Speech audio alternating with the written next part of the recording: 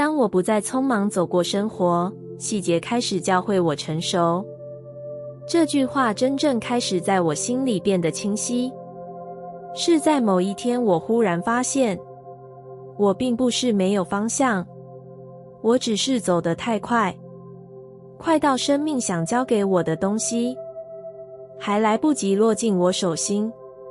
很长一段时间，我都以为成长来自巨大的事件，失去、选择、告别、成功、跌倒。我以为成熟是一次性的，是某个瞬间的觉悟，是一场痛彻心扉之后的重生。所以我拼命往前走，以为只要走得快，就能走得强，走得稳，走得像大人。直到有一天，我停下来，才发现真正的成熟，从来不是在急促的奔跑里发生，而是在那些最微小的细节里，慢慢累积。我开始看见，原来早晨起床时，那一口深呼吸，就能透露我今天的状态。原来喝水时的停顿，就能告诉我身体累了没有。原来我讲话的语气，比我想象的更忠实地呈现内心。原来一顿饭、一段路、一句不经意的道别，都在暗示我，内在正往哪里流动。以前我匆匆走过这些细节，觉得它们太小、太平凡，不值得停下来看。但当我愿意放慢，我才真正理解，细节不只是细节，它们是生活的秘密，是灵魂正在对我说的话，是成熟最温柔的入口。我开始注意自己的反应，那些突然的不耐烦，其实是心累了；那些不明原因的低落，其实是某个被忽略的感受在敲门；那些在某句话后突然沉默，其实是我在思考，自己是不是又委屈了自己。我开始注意自己的选择，那些想拒绝却勉强答应的瞬间，其实是在提醒我，我要练习设界限。那些想靠近却犹豫的时刻，其实是在提醒我，我还有未被疗愈的恐惧。那些突然很想独处的晚上，其实是在提醒我，我需要一点空间与自己对话。这些小小的讯号，以前都被我忽略，因为我太急，太想向前，太害怕停下来之后会看见自己不想面对的地方。但当我愿意慢下来，我才意识到，成熟从来不是变强，而是变懂，懂得自己的限度，懂得自己的情绪，懂得自己的欲望，懂得自己的累，懂得自己的爱。细节教会我，什么时候该放，什么时候该挺，什么时候该拒绝，什么时候该安静，什么时候该勇敢，什么时候该为自己站出来。以前我以为成熟是外表的稳定，后来才知道，成熟是内在的柔软与清楚，柔软到敢看见自己的脆弱，清楚到知道哪些路不该再走。细节也让我开始理解，人生的变化往往不是大事造成，而是每天微小的选择在悄悄改变我的方向。我越能看见细节，越能看懂自己，越能在混乱里保持稳定，越能在不确定里听见新的声音。后来我才明白，匆忙会让生活物化，而放慢会让生命变得透明。当我不再匆忙走过生活，细节开始教会我成熟。因为那些细微的瞬间正在提醒我，我正在长大，正在变得更柔，也变得更强，正在学习用心，带领我走向真正属于自己的道路。你越能观察生活中的微小变化，就越能看见成长的证据。这句话真正开始让我沉浸，是在我某一天突然发现，原来成长并不是在重大时刻才发生，它其实藏在那些每天不被注意的小细节里，藏在那些看似微不足道，却让我慢慢变得不一样的瞬间里。以前的我，总以为成长一定要是大事，要有突破，要有转折，要有巨变，要能让我明确感觉到，我变好了，我跨过去了，我成功了。所以在那些没有剧烈起伏的日子里，我以为自己停滞不前，以为努力没有回报，以为人生没有进度，以为内在没有成长。直到有一天，我开始用更慢、更柔软的方式看生活，我才惊讶地发现，微小的变化其实正在无声地证明，我真的不一样了。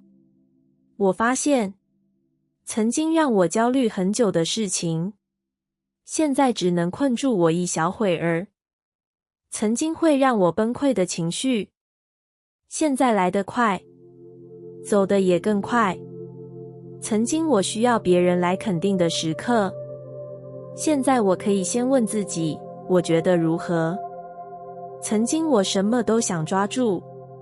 现在我愿意放下一些不再需要的东西。曾经我急着修复别人，现在我开始试着先照顾自己。这些变化都不大，小到如果不特别留心，就会以为他们什么都不是。但当我开始把注意力放回生活，我才看见，原来成熟就是这样变的。成长不会大张旗鼓，成长是安静的，是微微调整呼吸，是说一句更温柔的话，是做一个不一样的选择，是愿意慢一点，愿意再感受一下，愿意不再责怪自己。我开始注意到，以前遇到挫折时我会立刻否定自己，现在我会停下来，先抱住自己的心。以前我总是想快速把事情解决，现在我愿意问，我真正需要的是什么？以前我害怕被看见脆弱，现在我慢慢懂得，能被看见也是一种力量。这些变化都不惊天动地，但正因为它们小，它们才是真实的证据，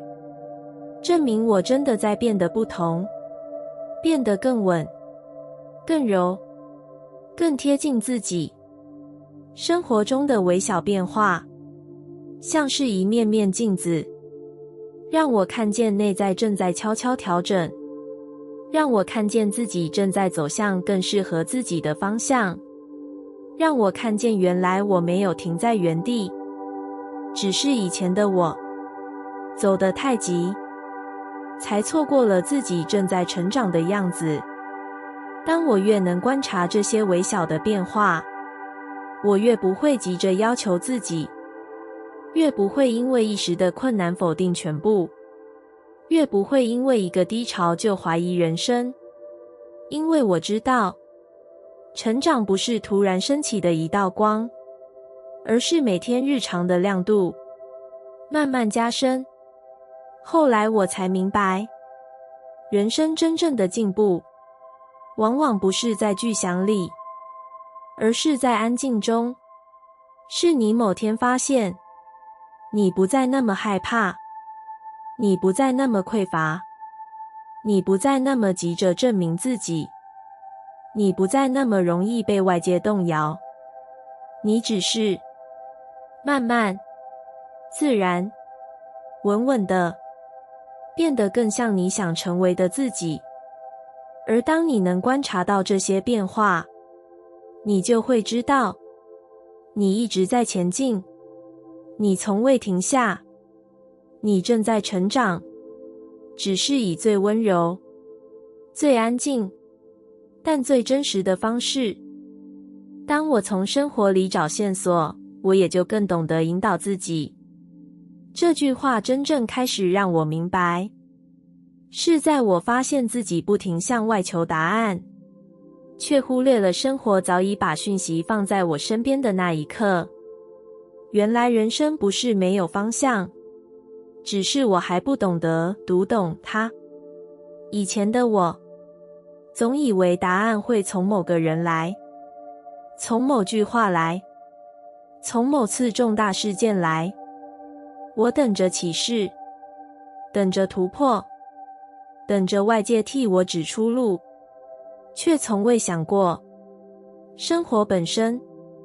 就是一张巨大的地图，而我却一直没有打开它。直到某一天，我开始慢下来，开始观察，开始感觉，才惊讶地发现，生活其实一直在对我说话，只是我以前走得太急，听不见。我从自己的情绪里找线索，发现那些突然的烦躁，不是坏脾气，是我提醒自己这里不适合我。那些莫名的轻松，不是偶然，是我踏进正确方向的证据。那些心里的小刺，不是挑剔，是我需要设定界限的地方。那些突然的期待，不是幼稚，是渴望的出口。生活用感觉替我画路线，我从自己的反应里找线索。每一次不耐烦，都在提醒我哪里过度耗损；每一次退缩，都在指向一个还没被疗愈的伤；每一次心里亮起，都是灵魂在告诉我，这就是你想靠近的。生活用反应替我指出盲点与方向，我从自己的身体里找线索。累得提不起劲的日子，其实不是懒，而是身体拒绝不对的节奏。胸口忽然松开，是人生给我的可以往这里走。而那些沉重的抬不动的脚步，则是在提醒我，你不必再硬撑。生活用身体替我筛选道路，我从人际关系里找线索。有些人让我如释重负，有些人让我越靠近越疲倦，有些人让我成长，有些人让我缩小。我慢慢懂得，我吸引的人，就是我此刻的状态；我渴望的人，就是我前往的方向。生活用关系替我照见自己，我从重复的事件里找线索。相似的失望，相似的卡住，相似的痛，我以为是命运的捉弄，后来才明白，这些不是阻碍，而是提醒。你还没学会这个教训，你还在旧的模式里，你还在用同样的方式对待自己。生活已重复，指向需要被看见的地方。而当我越愿意从生活里找线索，我越不需要慌乱地找答案，因为答案本来就在身边，在情绪里，在反应里，在感觉里，在疲倦里，在期待里，在关系里，在那些一再出现的选择口里。所有线索都在告诉我，我真正想去哪里，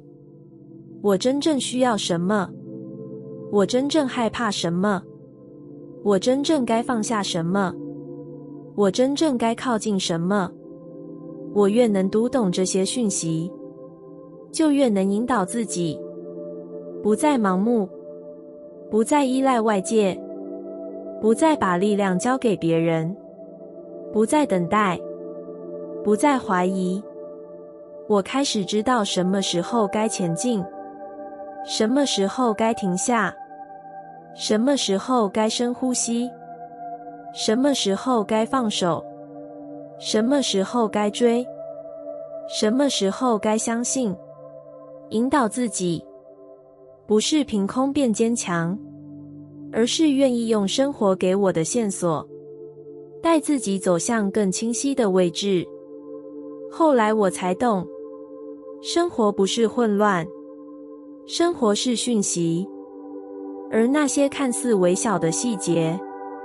其实早就在替我照亮前方。当我从生活里找线索，我也就更懂得引导自己，因为答案一直都和我一起活在每天的呼吸里。你越能观察自己的步伐，越能走出属于自己的节奏。这句话真正开始在我心里回响，是在我发现自己总是被别人的速度牵动，被别人的成就比较，被别人的节奏带着走，直到我忘了问自己，我真正想用什么速度生活。很长一段时间，我以为人生只有一种走法，要快，要有效率，要跟上大家的进度，要以不被落下为目标前进。我以为这就是成熟，以为这就是努力，以为这就是成功的路。然而越是这样，我越觉得自己在失速，越是急，越不稳，越是追，越迷路，越是想跟上，越偏离自己的方向。直到有一天，我突然意识到，原来我并没有在走自己的路，我只是在走一条看起来应该走的路，而我的灵魂一直跟不上。那天我第一次慢下来，不是因为放弃，而是因为我想听见自己的脚步声，一个属于我的声音，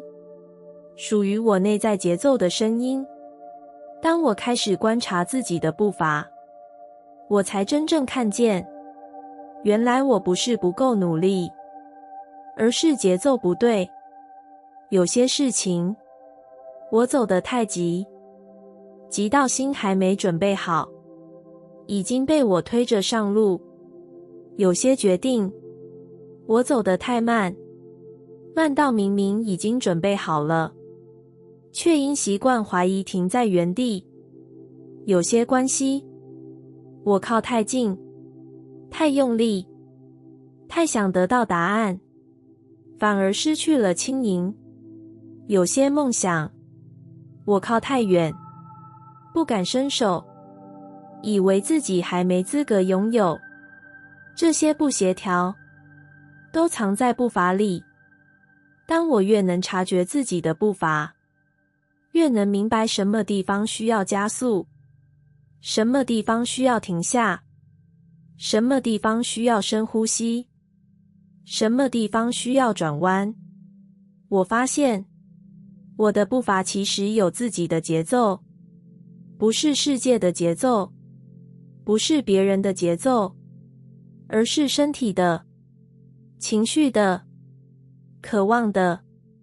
灵魂的。当我开始以这份内在节奏走路，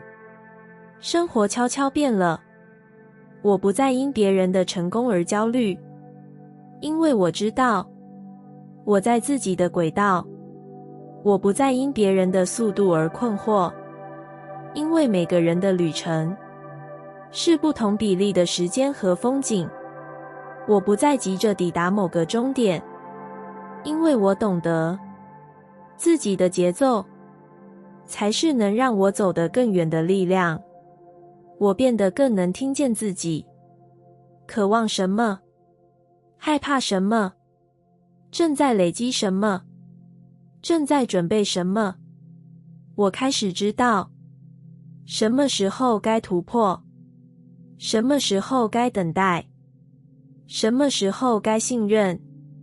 什么时候该勇敢。这些答案都不是来自外界的建议，而是来自我脚步里的节奏，来自我内心的步伐。后来我才懂，人生不是比快，人生是比准，比你能不能走在你的频率里，能不能用你的方式前进，能不能在自己的节奏里成长。当你观察自己的步伐，你就会明白，你不需要跟任何人竞争，你只需要跟自己对齐。你不需要追上谁，你只需要追上你渴望成为的那个自己。你越能观察自己的步伐，越能走出专属于你的节奏，而这个节奏也会引领你走向最适合你的道路。当我看见自己需要什么，我也不再用错方式寻找。这句话真正开始在我心里生出方向，是在我某一天突然意识到，我之所以总是疲惫、心酸、失望，并不是因为世界给的少，而是我一直用错方式去寻找那些我以为能填满我的东西。很长一段时间，我以为想要的是肯定，于是我拼命努力，把每一次成功当作自己存在的证据，却在夜里独自面对空洞，觉得再多掌声都抚不平心里的那块缺。我以为想要的是爱，于是我抓紧那些不适合的人，用讨好换靠近，用委屈换安全感，最后却只换来更深的孤单。因为我不是在寻找爱，我是在寻找被需要。我以为想要的是稳定，于是我留在让自己越来越小的生活里，忍下不快，忽略直觉，以为不动就能安全，却忘了真正的稳定不是停在原地，而是内心的踏实。我以为想要的是自由，于是我逃避承诺，逃避情绪，逃避选择，以为不被束缚就是自由。后来才明白，我不是怕被束缚，我只是怕被看见真实的自己。直到有一天，我不再逼自己挤进那些不属于我的方向，我只是静静问自己，你到底需要什么？不是世俗说我应该要的，不是别人希望我成为的，不是我假装坚强给自己的要求，而是最真实的那个藏在心底深处的小声音。当我越愿意靠近那个声音，越发现，原来我需要的东西其实很简单。我需要的不是完美，是能被理解。我需要的不是很多人，是能让我放松的人。我需要的不是成功的快，是活得像自己。我需要的不是不犯错，是能允许自己学习。我需要的不是外界不停给我保证，是我能够信任自己。我需要的不是一条轻松的路，是能让我感觉对的路。当我看见自己真正需要的，我的脚步开始变得清楚，生活也开始变得简单，因为我不再乱抓，不再乱爱，不再乱跑，不再用错方式寻找那些永远无法在外界得到的东西。我发现，当我愿意承认自己的需要，宇宙才知道该把什么带到我身边。而当我越能看清内在的方向，越不会用力错地方，越不会在不适合的地方停太久。越不会在错的人身上寻找答案，越不会为了填补空缺，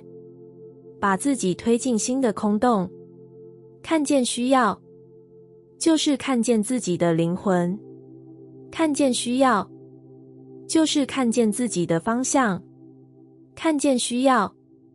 就是看见力量要从哪里开始长。后来我终于懂得，真正的寻找，不是往外，是往内。因为当你真正知道自己需要什么，外界的那些错误选择会自然掉落，那些模糊的道路会慢慢变亮，那些急切的焦虑会慢慢沉静。当我看见自己需要什么，我也不再用错方式寻找，因为我终于知道，能带我抵达的不是世界，是我自己。当我理解生活不是对我，而是为我，我也开始轻松呼吸。这句话真正开始在我心里松动，是在某一天我忽然意识到，我一直以为生活在刁难我，但其实生活只是用它的方式带我走向更适合我的地方。很长一段时间，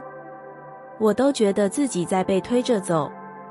被命运推去面对不想面对的事，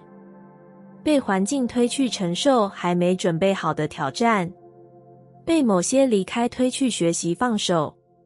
被某些困境推去学习成长。我以为生活是在逼我，是在惩罚我，甚至是在测试我，直到我累到再也没有力气反抗，才慢慢听懂，生活其实一直在说，我是在为你，不是对你。当我开始用这句话看世界，一些很久以来的不理解忽然变得清晰。原来那些让我痛的关系，不是要我怀疑自己，是要我看见自己值得更好的。原来那些结束，不是失败，是为新的空间让路。原来那些卡住的时刻，不是阻碍，是提醒我方向不对。原来那些被迫停下的日子，不是浪费，是让我喘息，让我重整，让我回到自己。原来那些反复的课题，不是命运的恶意，而是生活耐心地说，你还没学会怎么善待自己。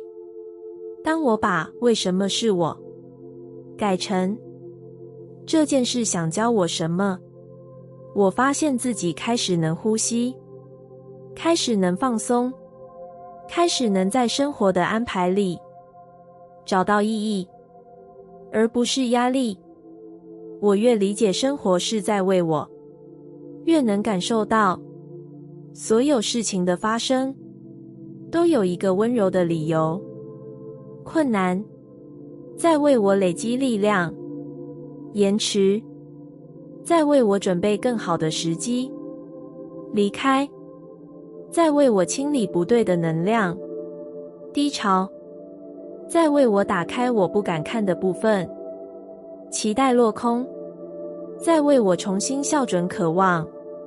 心痛在为我拆掉与自己不一致的版本。生活不是要我受伤，生活是让我透过伤变得更真，更清醒，更贴近自己。当我这样理解，呼吸真的变得不同。以前我在生活里用力挣扎，现在我在生活里慢慢顺流。以前我频频防御，现在我愿意相信。以前我想快点抵达某个目标，现在我愿意让每一步自己带我走。我发现，原来轻松不是因为事情变得简单，轻松是因为我不再把生活当成敌人，而是当成伙伴，当成引导，当成陪我成长的力量。生活从来没有要打败我，它是在示范我可以成为什么样的人，是在提醒我值得什么样的未来，是在保护那些还没有准备好的部分，是在带我走向更符合我灵魂频率的方向。后来我终于懂得，当我停止把生活想成考验，生活也停止让我觉得疲惫。当我开始把生活看成支持，生活也开始用支持的方式回应我。当我愿意相信每件事的出现都有它的慈悲，都有它的智慧，都有它的意图，我也开始能轻松呼吸，因为我知道我不是孤单被丢在命运里，我是被带着，被引导着，被保护着，被推向更好的自己。当我理解生活不是对我，而是为我，我也开始真正的安心存在。